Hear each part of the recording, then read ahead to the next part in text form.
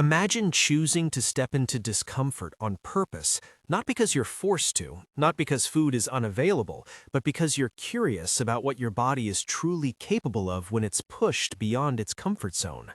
Imagine 3 full days without eating. No breakfast rituals, no snacks to distract your mind, no sugar highs or crashes, just water and the quiet hum of your own biology. At first, that idea alone can trigger fear. We've been trained to believe that skipping meals is dangerous, that hunger is an emergency, that without constant food our bodies will fall apart. But what if hunger isn't the enemy we think it is? What if it's actually a signal, an invitation into a deeper, older system that modern life has made us forget? Because long before supermarkets and food delivery apps, humans survived long stretches without eating, and instead of breaking down, their bodies adapted in extraordinary ways. The moment you stop eating, something subtle but profound begins.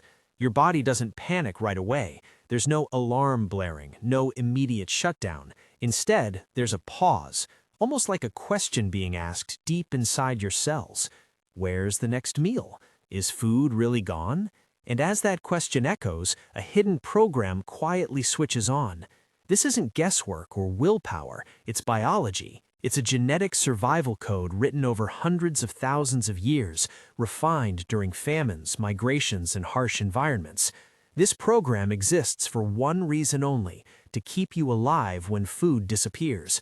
And not just alive, but functional, alert, and capable of enduring far more than you imagine. Fasting isn't just about losing fat, that's the surface-level effect. The real story unfolds deep inside, where cells, hormones, and even your brain begin to behave in ways most people never experience. For the first several hours, everything feels normal. Your body is still running on the fuel from your last meal, glucose stored as glycogen in your liver and muscles. You might not even notice much at all. You go about your day, maybe feeling slightly lighter, maybe a little proud of yourself. But under the surface, the clock is ticking. Glycogen stores are limited, and as they slowly drain, your body starts to sense change. Insulin levels begin to fall, and that drop sends a powerful message to every cell. The era of easy energy is ending. At this stage, hunger shows up more as a thought than a physical pain. Your stomach might growl, your brain might start bargaining. Just one bite won't hurt. But while your mind negotiates, your metabolism is quietly shifting gears, preparing to move from abundance to efficiency. As the hours pass, your liver takes center stage. This organ is a master strategist, designed to manage energy during uncertainty. It carefully breaks down remaining glycogen, releasing glucose into your bloodstream in small, steady amounts, like a slow drip keeping vital systems stable. This is why you don't crash immediately when you stop eating. Your body is buying time. But after about 18 to 24 hours, that stored fuel is nearly gone. Now comes a critical moment, one that evolution solved long before modern humans ever worried about meal timing. The body faces a choice that isn't really a choice at all. It can't panic, because panic would mean death. So instead, it adapts. Fat, once treated as backup storage, becomes the new primary fuel.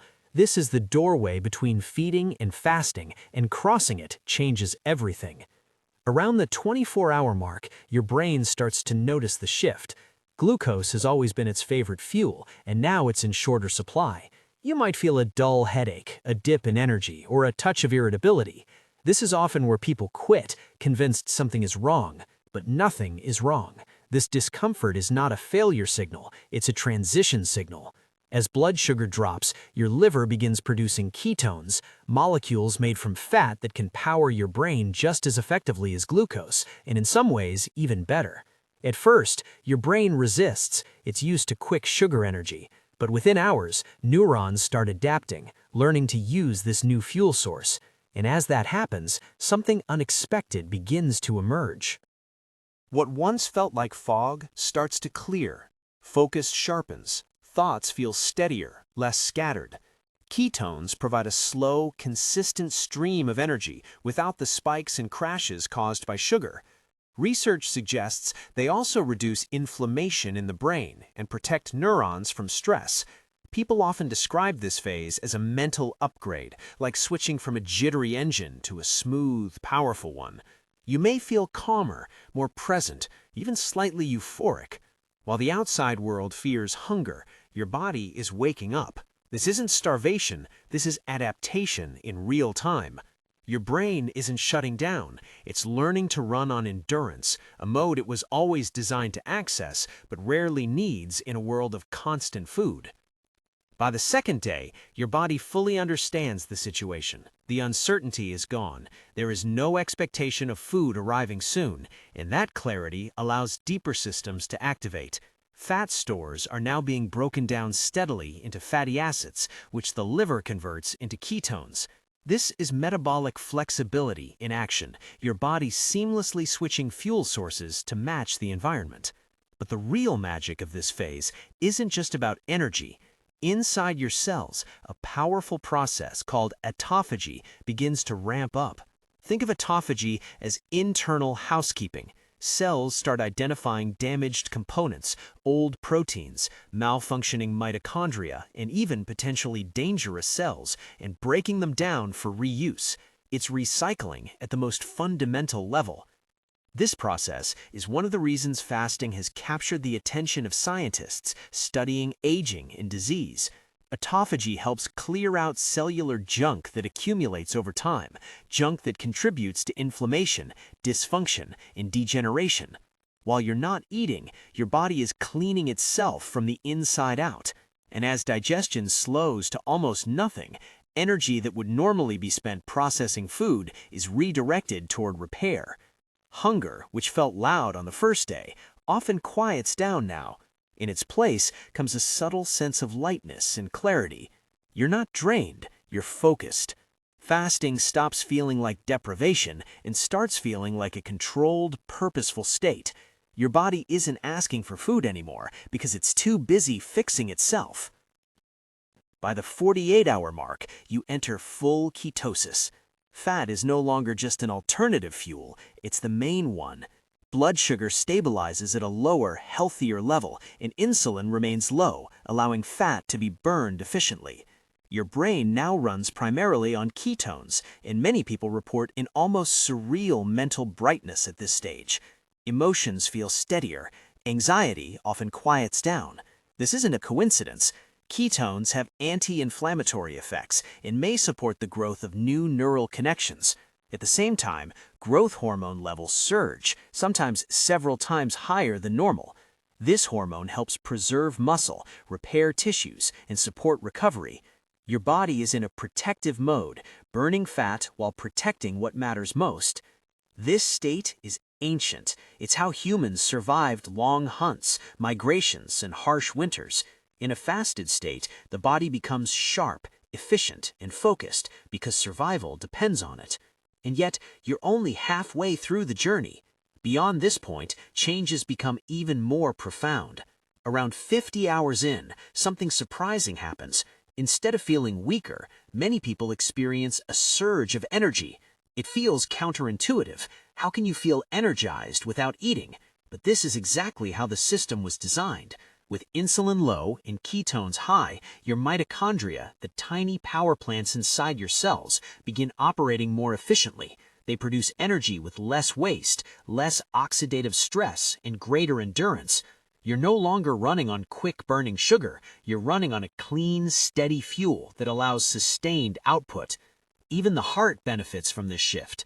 Studies have shown improvements in blood pressure, reductions in inflammation, and better overall cardiovascular markers during prolonged fasting.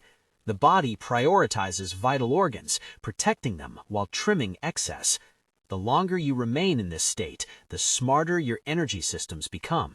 From the outside, it might look like deprivation. From the inside, it feels like optimization. You're tapping into a performance mode that modern convenience rarely allows us to access.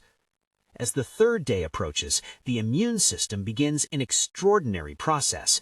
Research from institutions like the University of South Carolina has shown that extended fasting can trigger stem cells to regenerate new white blood cells. During fasting, old and damaged immune cells are broken down through autophagy. When refeeding begins, those cells are replaced with fresh, efficient ones.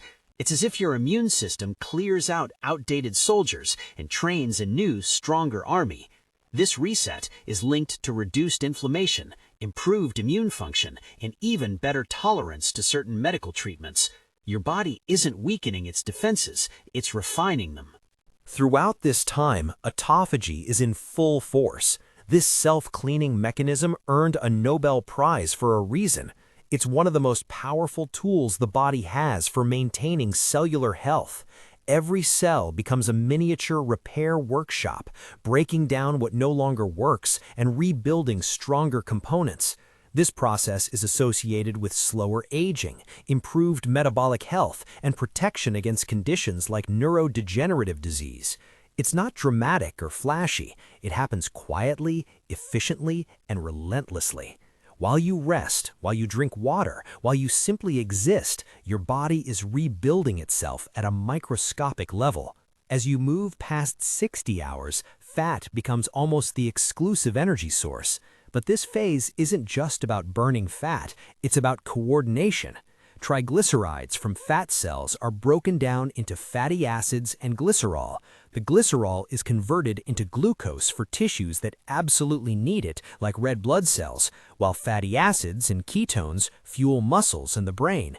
Every organ works together in a perfectly balanced system designed for endurance. Insulin sensitivity improves, mitochondrial density increases, meaning cells actually grow more energy-producing structures. You're not just losing stored energy, you're becoming more efficient at using it. One of the most unexpected changes happens in the mind. Instead of mental fog, clarity increases. Instead of distraction, focus sharpens. Ketones provide stable brain energy and increase the production of BDNF, a protein that supports learning, memory, and emotional resilience. This is why many people report feeling mentally sharp, creative, and emotionally balanced during extended fasting. From an evolutionary perspective, this makes perfect sense. During times of scarcity, early humans needed heightened awareness to find food and stay alive. Hunger didn't dull the mind, it sharpened it. That ancient wiring is still inside you. As you cross the 70-hour mark, hunger often fades almost completely. Your body has fully adapted. Ketones flow smoothly, fueling every system. Hormones balance out. Cortisol stabilizes. Growth hormone remains elevated. Inflammation markers drop. Stem cell activity increases, supporting tissue repair and regeneration. Your digestive system, finally given a break, begins repairing itself. The liver clears accumulated toxins, the gut lining strengthens. Even the microbiome begins to shift, potentially increasing beneficial bacteria linked to better metabolism and mood. This isn't breakdown, it's restoration.